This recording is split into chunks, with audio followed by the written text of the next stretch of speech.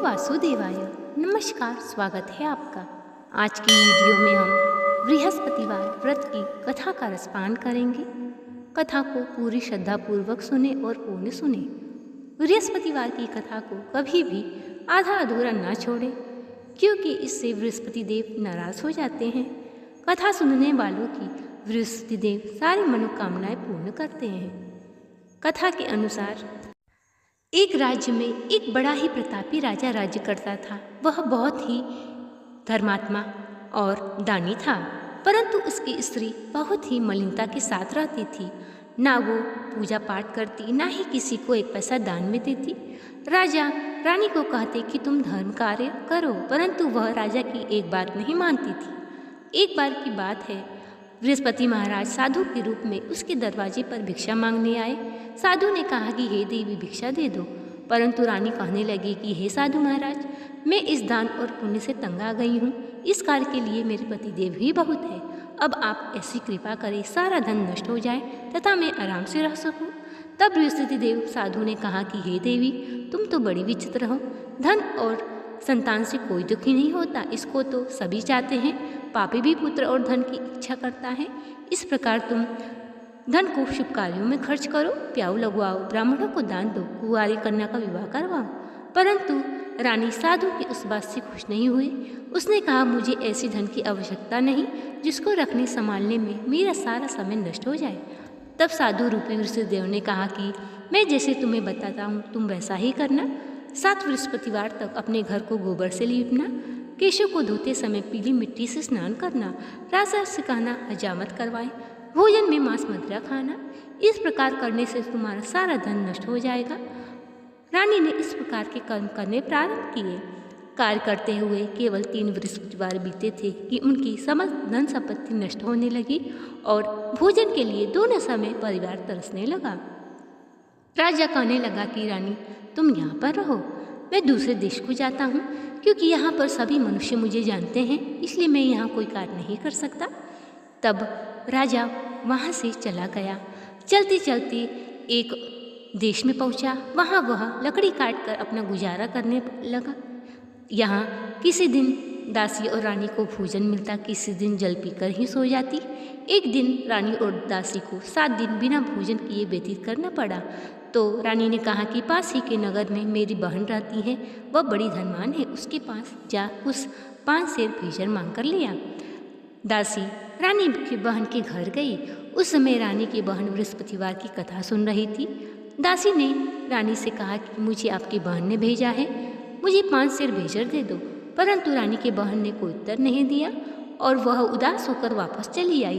रानी से कहने लगी, रानी जी, आपकी बहू तो बहुत ही घमंडी है, वह छोटे लोगों से बात भी नहीं करती। मैंने उससे कहा तो उसने कोई भी उत्तर नहीं दिया। तब रानी कहने लगी, इसमें उसका कोई भी दोष नहीं है। जब बुरे दिन आता है तो कोई भी सहारा नहीं देता।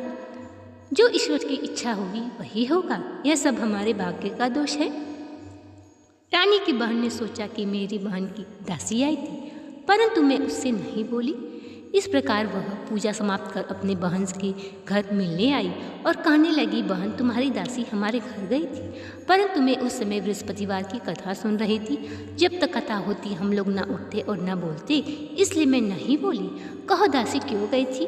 तब वह कहने लगी कि हे बहन, वैसे तुमसे कोई बात छिपी नहीं है, मैंने उसे तुम्हारे पास 5 सेर भेजर लेने के लिए भेजा था। तब रानी कहने लगी कि हे रानी बहन, देखो तुम्हारे घर में अनाज रखा होगा, बृहस्पति महाराज सबकी मनोकामना पूर्ण करते हैं। दासी घर के अंदर गई, उसे एक बड़ा घड़ा भेजर का भरा मिला।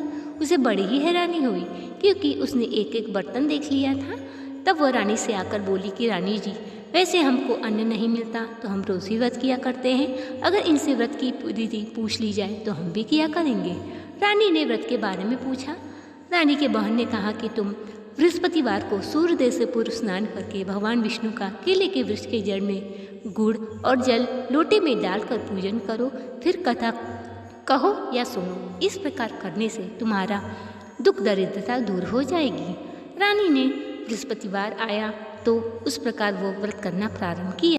रानी और दासी के व्रत करने से बृहस्पति भगवान प्रसन्न थे। साधु के रूप में 2 थालों में सुंदर पीला भोजन लेकर आए और दासी को देकर बोले, यह भोजन तुम और रानी करना।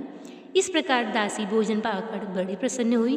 रानी से कहने लगी, रानी जी भोजन कर लो। रानी को भोजन के आने के बारे में कुछ भी पता नहीं था। वह कहने लगी, क्यों तो व्यर्थ में हमारी हंसी उड़ाती है, जा तू ही भोजन कर दे। दासी कहने लगी कि एक साधु महाराज दोनों के लिए भोजन दे गए हैं, मैं और आप साथ साथ भोजन करेंगे। दोनों ने भगवान को नमस्कार कर भोजन प्रारंभ किया। उसके बाद से वो प्रत्येक बृहस्पतिवार को व्रत रखने लगी। व्रत के प्रभाव से उनके पास अन्न धन हो गया और रानी फिर पहले की तरह आलस्य करने लगी। दासी कहने लगी, हे रानी जी, तुम पहले भी इस प्रकार आलस्य करती थी।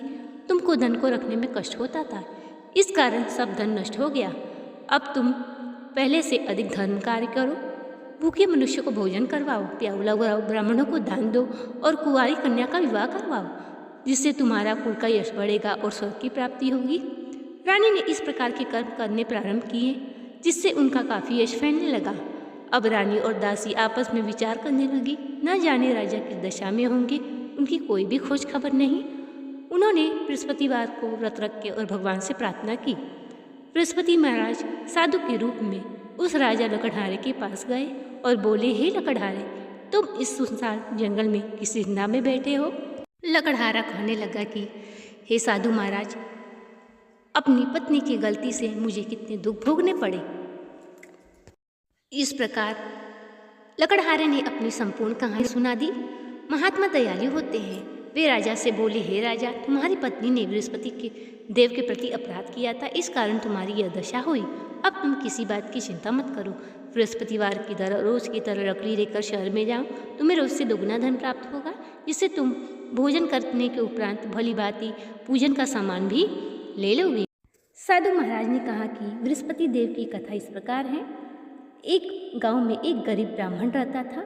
वह बहुत ही गरीब था और उसकी पत्नी बहुत ही मलिनता के साथ रहती थी।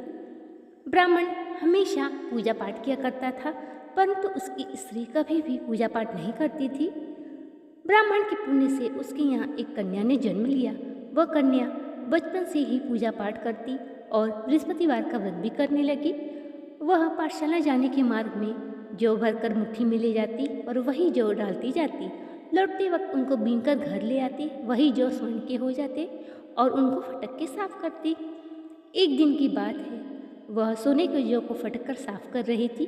उसकी माँ ने देख लिया और कहा, हे बेटी, सोने को जौ को फटकने के लिए सोने का सूप होना चाहिए। इस पर उसने बृहस्पतिवार का व्रत रखा और कहा कि हे भगवान, यदि मैंने सच्चे मन से आपकी पूजा की हो तो मुझे सोने का सूप दे दो। वह पाठशाला गई। लौटते वक्त उसे एक सोने का सूप मिला। खुशी खुशी वह सूप लेके घर आई और उससे जौ साफ करने लगी, परंतु उसकी माँ का वही ढंग रहा। एक दिन की बात है, उस नगर का राजकुमार वहाँ से होकर निकला। सोने के सूप में वो जौ साफ कर रही थी। इसका रूप देखकर इस पर मोहित हो गया और महल जाकर उदास होकर जलता था भोजन त्याग कर लेट गया। राजकुमार द्वारा अन्न जल त्यागने का समाचार ज्ञात हुआ राजा को। तब राजा उसके पास आए और कहने लगे, बेटा, तुम्हें किस बात का कष्ट है? किसी ने अपमान किया अथवा और कोई कारण है? तब राजकुमार कहता है, मुझे आपकी कृपा से किसी बात का दुख नहीं है, परंतु मैं उस लड़की के साथ विवाह करना चाहता हूँ जो सोने के सूप में जौ साफ कर रही थी। इस पर राजा ने कहा कि इस तरह का कन्या का पता तुम लगाओ, उसके साथ तुम्हारा मैं विवाह अवश्य करवा दूंगा। राजा के मंत्री ब्राह्मण के घर गए और कहने लगे कि तुम्हारी बेटी का विवाह राजकुमार के साथ होगा। ब्राह्मण की कन्या का विवाह राजकुमार के साथ संपन्न हो गया। कन्या के घर से जाते ही ब्राह्मण के घर में गरीबी का निवास हो गया। अब तो अन्न बड़ा मुश्किल से मिलता। दुखी होकर ब्राह्मण अपनी पुत्री से मिलने गया। बेटी ने पिता को खूब ढेर सारा धन दिया और विदा किया। कुछ दिन तो ब्राह्मण का सुखपूर्वक व्यतीत हुआ, लेकिन फिर वही हाल हो गया। फिर ब्राह्मण अपनी पुत्री से मिलने गया। बेटी ने कहा कि अब माताजी को लिवा आवे, मैं वह विधि बता दूंगी जिससे गरीबी दूर हो जाएगी। ब्राह्मण अपनी स्त्री को पुत्री के पास राजमहल लेकर पहुँचे। पुत्री माँ को समझाने लगी, माँ, तुम प्रातः उठ के भगवान विष्णु का पूजन करो तो सब दरिद्रता दूर हो जाएगी। परंतु उसकी माँ ने एक बात नहीं मानी। सुबह उठते ही अपनी पुत्री के बच्चों का जूठन खा लेती। एक दिन उसकी पुत्री को बहुत गुस्सा आया। एक कोठरी से सारा सामान निकालकर उसमें उसने अपनी माँ को बंद कर दिया। अगले दिन स्नान करा के पूजा पाठ करवाया तो उसकी माँ की बुद्धि ठीक हो गई। अब तो वो नियम से पूजा पाठ करने लगी और अपने घर चली गई। वहाँ पे वो नियम से पूजा पाठ करती और वो भी धनवान हो गई। सुखपूर्वक इस लोक का सुख भोग कर स्वर्ग को प्राप्त हुई और ब्राह्मण भी स्वर्ग को प्राप्त हुआ।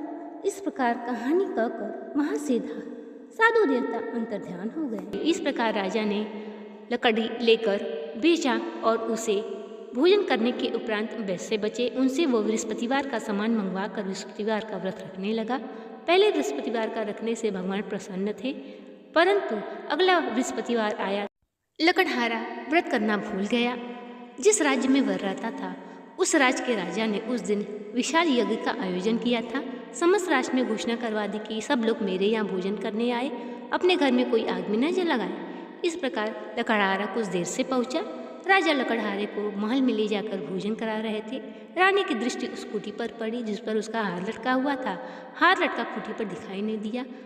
रानी को निश्चय हो गया, मेरा हार लकड़हारे ने चुरा लिया है। उसे सैनिक बुलवा कर जेल में डलवा दिया गया। अब लकड़हारा चिंतित होकर सोचने लगा, न जाने कौन से कर्म से मुझे ये दुख भोगना पड़ रहा है। उसी रात्रि को सपने में साधु महाराज ऋषिदेव ने कहा कि तुमने बृहस्पतिवार का व्रत करना भूल गया, इस कारण तुम्हारी यह दशा हुई। अब तुम अगले बृहस्पतिवार को जेल के द्वार पर तुझे 4 पैसे पड़े मिलेंगे, उनसे तू बृहस्पतिवार का व्रत करना, तेरे सभी कष्ट दूर हो जाएंगे। बृहस्पतिवार का दिन आया। जेल के द्वार पर उसे 4 पैसे पड़े मिले। उनसे पूजा की सामग्री मंगवाकर कथा कही प्रसाद बांटा। उसी रात्रि को बृहस्पति देव ने साधु रूप में राजा के स्वप्न प्रकट होकर कहा कि हे राजा, तूने जिस लकड़हारे को बंद किया है वह निर्दोष है, वह राजा है, उसे छोड़ दे, नहीं तो मैं तेरे राज्य को नष्ट कर दूंगा। राजा प्रातः उठकर लकड़हारे को बुलाकर क्षमा मांगी। राजा के योग्य सुंदर वस्त्र आभूषण भेंट उसे विदा कर दिया। राजा अपने नगर के निकट पहुंचा। उसे बड़ा ही आश्चर्य हुआ। नगर में बहुत से मंदिर, धर्मशाला आदि बने हुए थे। नगर के लोगों से उसने पूछा किसकी बाग और धर्मशाला है। सब लोग कहने लगे ये रानी और दासी द्वारा बनवाए गए हैं। तब राजा ने क्रोध करने लगा। रानी ने सुना कि राजा आ रहे हैं। दासी को बोली कि तू जा दरवाजे पर खड़ी हो जा और उन्हें अपने साथ महल में लिवा ला, नहीं तो राजा हमारी ऐसी हालत देखकर कहीं लौट न जाए। दासी दरवाजे पर खड़ी होगी। राजा को अपने साथ महल में ले आई। राजा ने तलवार निकाली और पूछा, बताओ तुम्हें यह धन कैसे प्राप्त हुआ। तब रानी और दासी ने कहा कि हमें यह धन बृहस्पति भगवान की कृपा से प्राप्त हुआ है। तब राजा ने निश्चय किया कि 7 रोज तो सब लोग बृहस्पतिवार का व्रत करते हैं, लेकिन दिन में मैं 3 बार कथा करूंगा और रोज व्रत किया करूंगा। अब तो राजा के दुपट्टे में हर समय चने की दाल बदी रहती। एक दिन राजा ने सोचा कि मैं अपने बहन के घर मिलने जाऊंगा। इस प्रकार वह घोड़े पर सवार होकर चल दिया। रास्ते में उसने देखा कि कुछ आदमी मुर्दे को लिए जा रहे हैं। उन लोगों से राजा ने कहा कि मेरी बृहस्पतिवार की कथा सुन लो। वे लोग तैयार हो गए, परंतु कुछ बोले कि हमारा तो आदमी मर गया है, इसको अपनी कथा की पड़ी है। अब राजा ने कथा कहनी प्रारंभ की। कथा कहने के उपरांत आधे होते होते मुर्दा हिलने लगा और कथा समाप्त होते हुए मुर्दा उठ खड़ा हो गया। वह राजा अब आगे बढ़ा। आगे उसने देखा कि एक किसान खेत में हल चला रहा है। वह कहता है, अरे भैया मेरी कथा सुन लो। किसान कहता है, मैं जब तक तेरी कथा सुनूंगा 4 हरिया जोत लूँगा, जा तू कथा किसी और को सुनाना। राजा आगे बढ़ा। राजा के हटते ही बैल पछाड़ खा के गिर गए और किसान के पेट में दर्द होने लगा। किसान की पत्नी रोटी लेकर आई। यह सब हाल देखा तो बेटे से सवाल पूछा।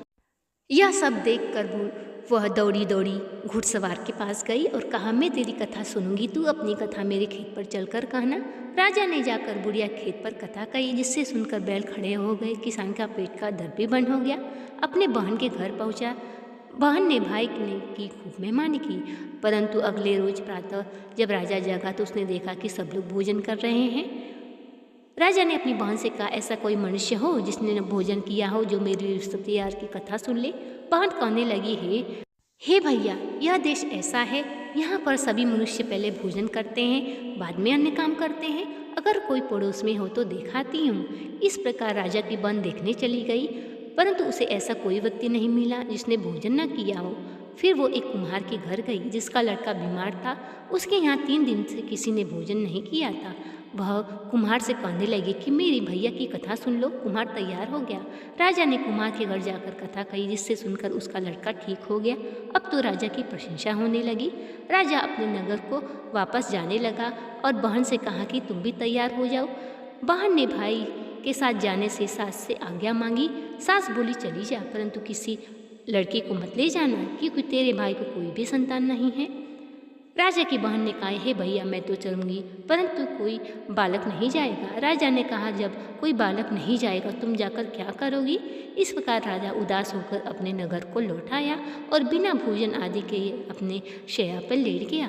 तब रानी कहने लगी कि बृहस्पति देव ने हमें सब कुछ दिया है, वे हमें संतान भी अवश्य देंगे, आप उदास मत हो। इस प्रकार उसी रात्रि को बृहस्पति महाराज साधु के रूप में राजा के सपने प्रकट हो गए और हे राजा, सभी सोच त्याग दे, तेरी रानी गर्भवती है। 9वें महीने रानी के गर्भ से एक सुंदर पुत्र पैदा हुआ। अब तो राजा और रानी का खुशी का ठिकाना नहीं था। इस प्रकार खबर सुनने पर उसकी बहन राजा के पास बधाई लेकर आई। तब रानी कहने लगी कि घोड़ा चढ़कर नहीं आई, गधा चढ़ी आई। तब राजा की बहन कहने लगी, हे भैया मैं इस प्रकार न करती तो तुम्हें औलाद कैसे मिलती। बृहस्पति महाराज ऐसे ही हैं, जिसके मन में जो कामनाएं रहती हैं सभी को पूर्ण करते हैं। हे बृहस्पति महाराज, जैसे आपने राजा और रानी की मनोकामना पूर्ण की, वैसी सबकी करना। जो यह कथा पढ़े सुने और हुंकार भरे, उसकी सारी मनोकामनाएं पूर्ण करना। बोलो बृहस्पति महाराज की जय। अब आइए सुनते हैं बृहस्पतिवार की आरती।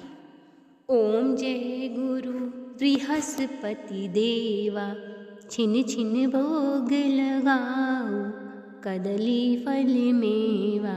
ओम जय गुरु बृहस्पति देवा। तुम पूर्ण परमात्मा तुम अंतर्यामी, जगत पिता जगदीश्वर तुम सबके स्वामी। ओम जय गुरु बृहस्पति देवा। तन मन धन अर्पण कर जो जन शरण पड़े, प्रभु प्रकट तब होकर आकर द्वार खड़े। जय गुरु बृहस्पति देवा। दीन दयाल दयानिधि भक्त हितकारी, पाप दोष सब हरता भव बंधन हारी। ओम जय गुरु बृहस्पति देवा। सकल मनोरथ दायक सब संशय हारो, विषय विकार मिटाओ संतन सुखकारी। जय गुरु बृहस्पति देवा।